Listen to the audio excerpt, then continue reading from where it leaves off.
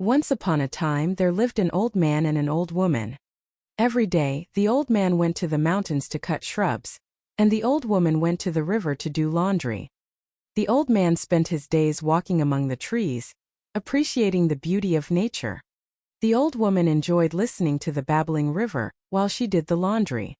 One day, while the old woman was washing clothes in the river, a large peach came floating down from upstream. The peach shone like gold. My, what a big peach! I've never seen such a large peach before, the old woman exclaimed. She decided to take the peach home to share with the old man. When she got home, the old man was also amazed by the size of the peach. They decided to cut it open. To their surprise, a lively boy jumped out of the peach, filling the room with his cheerful cries. Oh my, what a surprise! Since this boy came from a peach, let's name him Momotaro, said the old man and the old woman. The old couple had no children of their own, so they loved Momotaro dearly. Momotaro grew up strong and healthy, becoming a fine young man. He was brave and had a strong sense of justice, earning the love of the villagers. From a young age, Momotaro enjoyed helping the people in the village. Whenever he saw someone in need, he was quick to lend a hand. One day, a traveling monk visited the village. The monk told the villagers about the demons living on a distant island called Onigashima. These demons were causing trouble, attacking villages, stealing treasures, and tormenting people. Hearing this, Momotaro's heart filled with anger towards the demons. Father, mother, I will go to Onigashima and defeat those savage demons, Momotaro declared. The old man and the old woman were worried and tried to persuade Momotaro to stay. However, seeing his strong determination, they decided to let him go. The old woman made some millet dumplings for Momotaro to take on his journey. Take these with you. They will surely be useful, she said. Momotaro set off on his journey. Along the way he met a dog. Momotaro, you have some delicious-looking millet dumplings.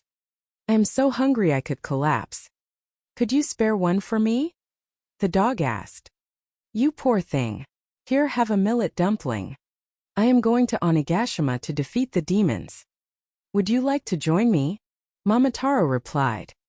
The dog happily joined him. As they continued, they met a monkey. Momotaro, you have some delicious-looking millet dumplings. I am so hungry I could collapse. Could you spare one for me? The monkey asked. You poor thing. Here, have a millet dumpling. I am going to Onigashima to defeat the demons. Would you like to join me? Momotaro replied. The monkey happily joined him. Further along they met a pheasant.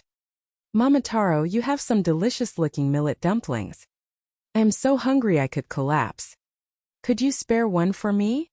The pheasant asked. You poor thing. Here, have a millet dumpling. I am going to Onigashima to defeat the demons. Would you like to join me? Momotaro replied. The pheasant happily joined him.